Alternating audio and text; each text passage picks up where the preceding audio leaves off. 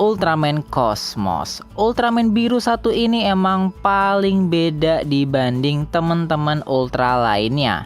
Kalau yang lain kan Ultraman, dia sendiri adalah rice cooker.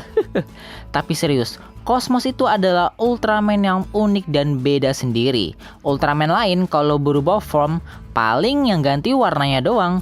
Nah, kalau Ultraman Cosmos ketika ganti warna, ya bentuk kepalanya juga ikut berubah, jadi beda gitu. Terus yang paling unik menurut gue adalah Cosmos itu jarang banget ngebunuh monster. Selagi monster itu masih bisa diruqyah, maka Ultraman Cosmos akan lebih memilih memberikan cahaya rohani daripada menghancurkannya. Tapi kenapa ya Ultraman Cosmos tidak membunuh monster yang dia lawan? Padahal kan lebih mudah untuk ngebunuh daripada ngeruqyah monster.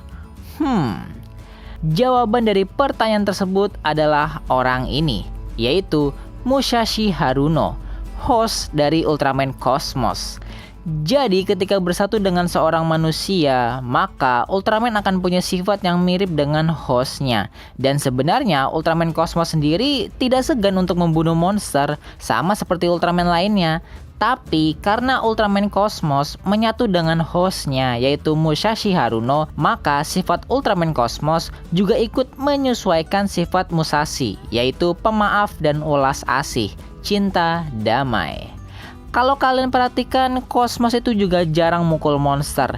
Dia lebih milih nangkis atau menghindari serangan monster. Lihat aja kuda-kudanya. Ini adalah kuda-kuda bertahan dan menangkis.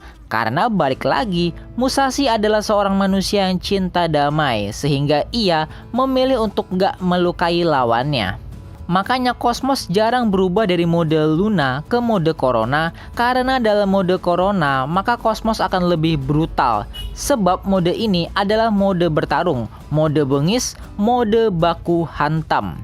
Cosmos baru berubah ke mode Corona jika dirasa monster atau kaiju yang dia lawan itu nggak mempan diruqyah. Jadi mau nggak mau harus adu jotos.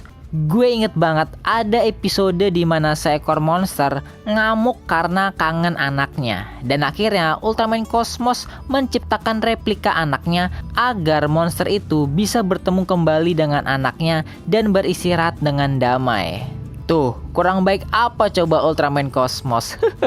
Terus selain sifat dari hostnya, alasan kenapa Ultraman Cosmos ini cinta damai itu juga berasal dari pihak Suburaya selaku production house-nya.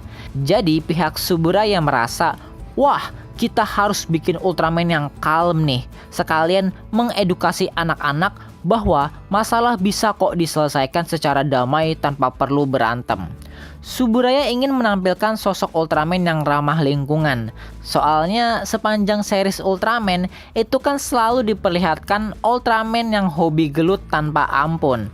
Apalagi 3 sekawan yaitu Ultraman 3, Ultraman Dyna, dan Gaia. Trio Ultraman ini barbar banget anjir. Mereka bertiga kalau berantem sama monster itu udah kayak Smackdown. Apalagi Gaia. Ultraman Gaia kalau turun aja itu tanahnya hancur udah kayak kena gempa bumi. Beda banget kan sama Cosmos, Ultraman yang kalem, tidak merusak lingkungan dan penyayang.